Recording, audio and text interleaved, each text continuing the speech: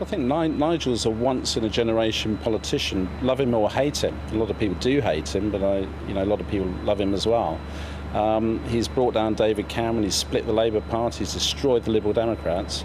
You're not really going to replace him very easily, are you? But I think Diane's a different kind of politician, and she's probably a little bit more steely than Nigel. So it'll be quite interesting. I think there'll be less internal issues in UKIP, probably.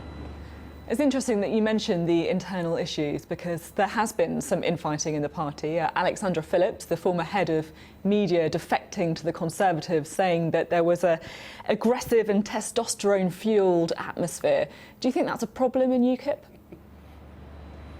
Well, she might be right. There's certainly a lot of testosterone flowing around, but I don't know if that's a bad thing. It's a party that isn't necessarily professional politicians. I don't think we aspire to that. UKIP was about change.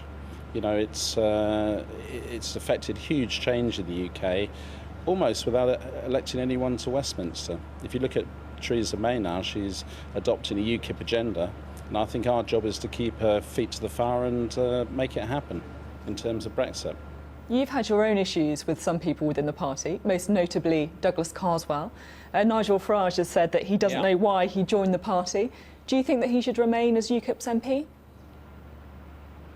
I think Douglas joined the party because he's in the most Eurosceptic seat in the entire country, and if he hadn't have joined, he would have lost at the election, or had a damn good chance. So I think, I think it was good that he came at the time. It gave us momentum, but I think his values are not UKIP values.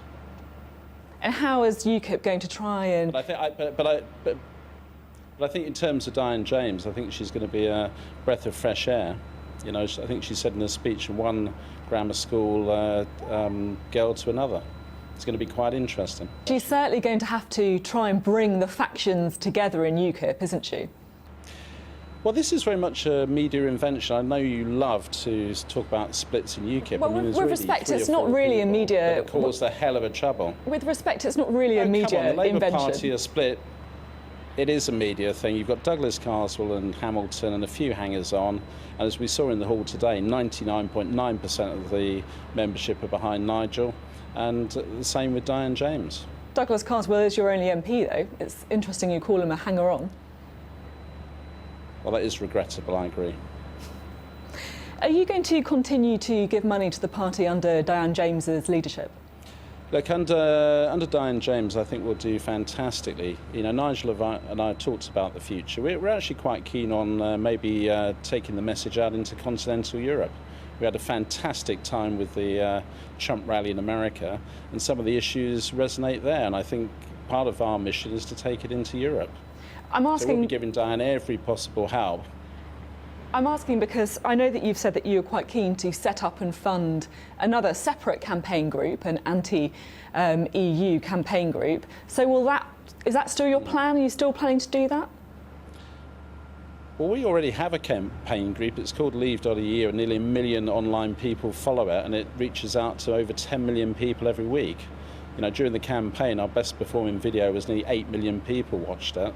So we've got tremendous reach already, and we'll continue to campaign on the issues that we all agree on. So where are you going to be focusing your funding? So where are you going to be focusing your funding? Are you going to be focusing it on UKIP or on the Leave.eu group? I think we're today very relieved Diane James won. I think most of the major donors at UKIP are going to stick with it. They're going to get behind her. And I think we're going to see a reinvigorated UKIP. If anything, if I had a fault against Nigel, that he was a bit soft, really, on some of the people that dissented. And really, the organisation could have been more professionally run. And I think Diane is quite steely. She comes from a business background. Nigel's an inspirational politician. His man management may not always be the best. OK, Arron Banks, thank you for your thoughts on the new leader of UKIP. Sophie, thank you very much. I've really enjoyed it. Thanks.